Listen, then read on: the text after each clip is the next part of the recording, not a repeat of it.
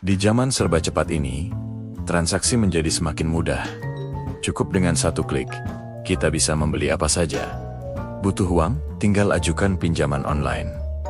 Namun, di balik kemudahan itu, pernahkah kita bertanya, apakah semua transaksi ini sesuai dengan ajaran Islam? Salah satu persoalan besar dalam fikih muamalah yang masih relevan hingga hari ini adalah riba, sebuah praktik yang secara tegas dilarang, tetapi justru semakin dekat dengan kehidupan kita sehari-hari. Secara bahasa riba berarti tambahan, namun dalam istilah fikih muamalah, riba adalah tambahan yang disyaratkan dalam suatu transaksi tanpa adanya imbalan yang sah menurut syariat. Dalam Al-Quran, Allah dengan tegas melarang riba. Mengapa riba begitu dilarang? Karena dalam riba terdapat unsur ketidakadilan. Satu pihak mendapatkan keuntungan tanpa usaha, sementara pihak lain bisa terbebani secara berlebihan. Riba bukan sekadar persoalan ekonomi, tetapi juga persoalan moral dan kemanusiaan.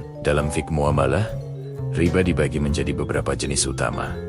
Pertama, riba fadl, yaitu pertukaran barang sejenis dengan takaran yang tidak sama. Misalnya, menukar 1 kilogram beras dengan 1,5 kilogram beras, kualitas sama. Sekilas terlihat sederhana, namun Islam mengajarkan keadilan.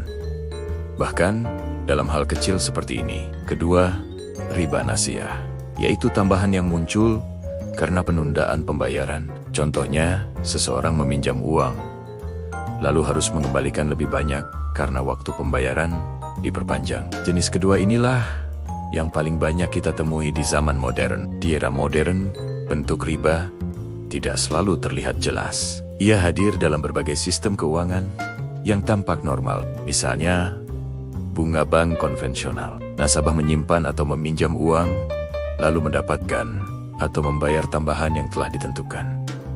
Kemudian, pinjaman online atau pinjol. Banyak yang menawarkan kemudahan, tetapi dengan bunga tinggi yang justru memberatkan.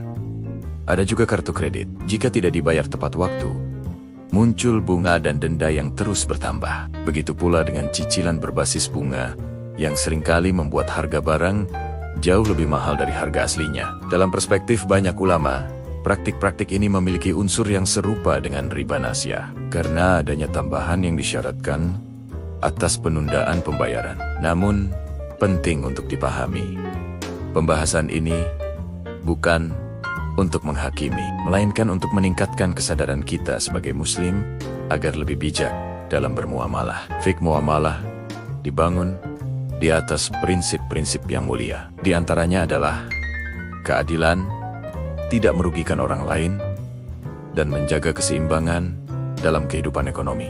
Larangan riba bukan tanpa alasan. Islam ingin mencegah eksploitasi, menghindari ketimpangan sosial, dan menjaga agar harta tidak hanya berputar pada golongan tertentu saja. Dengan kata lain, Islam mengajarkan bahwa mencari keuntungan itu boleh, tetapi harus dengan cara yang adil dan halal.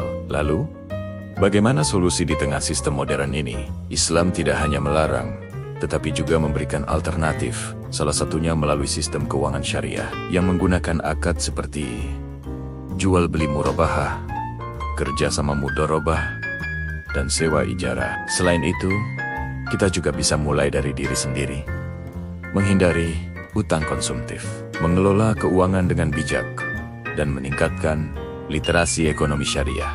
Karena pada akhirnya, tujuan kita bukan hanya mencari keuntungan, tetapi juga keberkahan. Riba di zaman modern memang tidak selalu mudah dikenali. Namun sebagai seorang muslim, kita dituntut untuk terus belajar dan berhati-hati, karena setiap transaksi yang kita lakukan bukan hanya berdampak di dunia, tetapi juga di akhirat. Mari menjadi pribadi yang cerdas secara finansial dan bijak dalam bermuamalah, karena keberkahan dimulai dari pilihan yang kita ambil.